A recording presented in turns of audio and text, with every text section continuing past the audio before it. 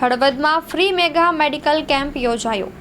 હળવદ શહેરમાં ખાનગી હોસ્પિટલના સહયોગથી તારીખ 28 રવિવારના રોજ સવારે 10 થી બપોરે 1 કલાક સુધી HES સ્કૂલ ITI કેમ્પસ શિશુ મંદિર પાસે સરા રોડ હળવદ ખાતે ફ્રી મેગા મેડિકલ કેમ્પ યોજાયો હતો।